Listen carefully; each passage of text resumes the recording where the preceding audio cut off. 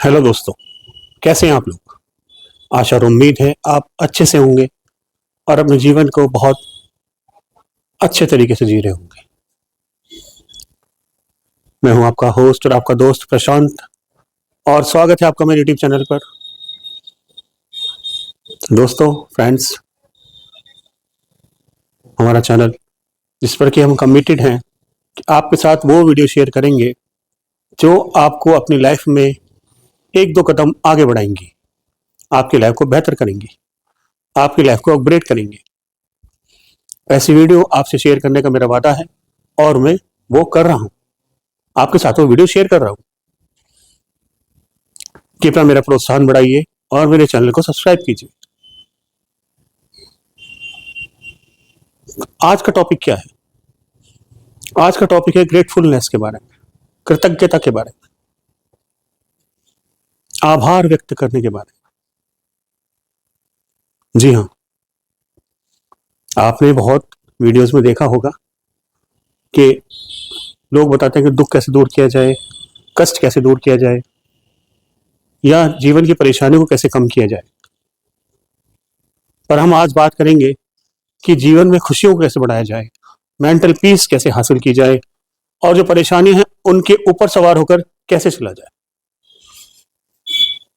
बहुत अलग सी वीडियो है, जरूर देखेगा, पूरी देखेगा, तभी ये वीडियो समझ में आएगी आपको, अदरवाइज समझ में नहीं आएगी।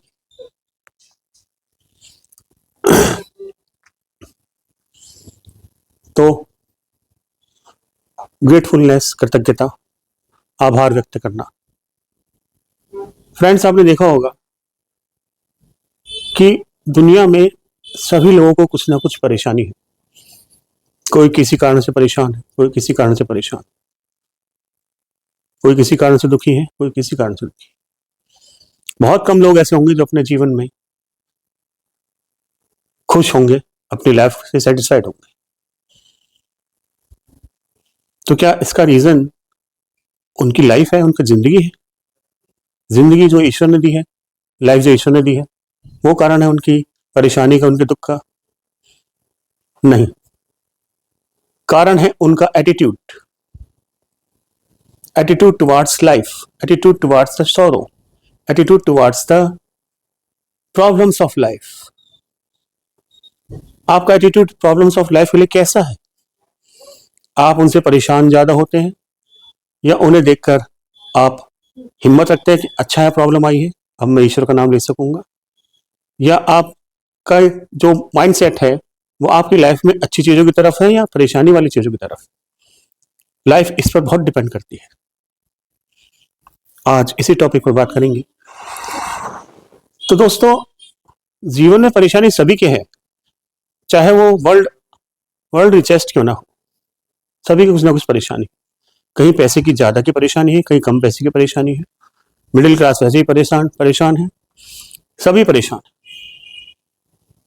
तो क्यों ना अपना माइंडसेट ऐसा बनाया जाए कि कोई भी परेशानी हम तक आए, हम पर हावी ना हो पाए, हम हमेशा पॉजिटिव रहें और हैप्पी रहें, माइंडफुलनेस रहे हमारा। क्या है उसका उपाय, क्या है उसका रेमेडी?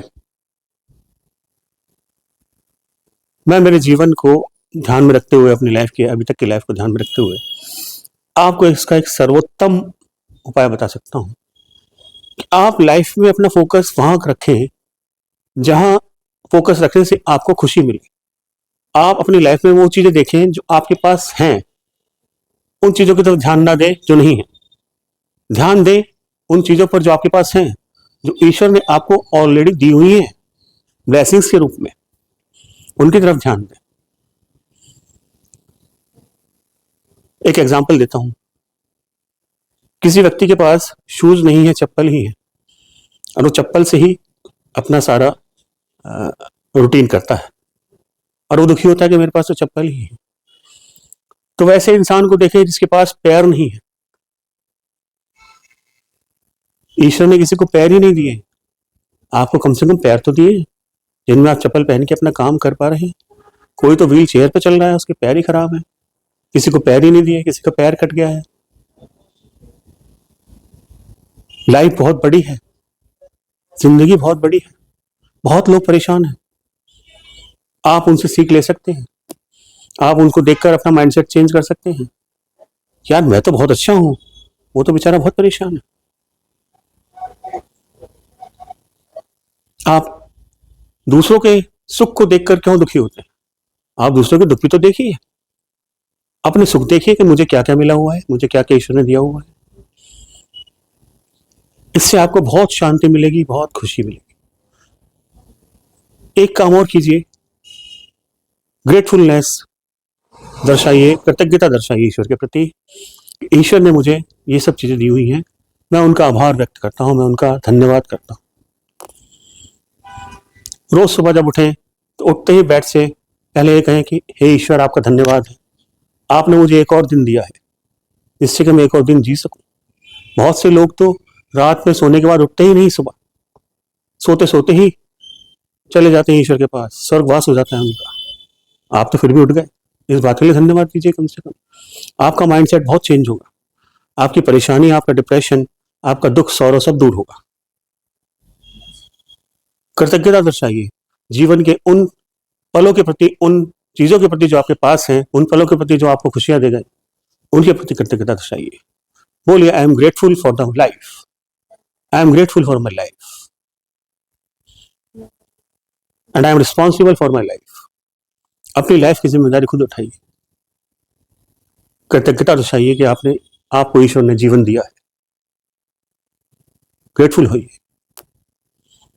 एक डायरी बनाइए, रोज उसमें 5 चीजें लिखिए जो आपके पास हैं और जिनके लिए आप ईश्वर का आभार व्यक्त कर सकते हैं, कृतज्ञता दर्शा सकते हैं, धन्यवाद कर सकते हैं।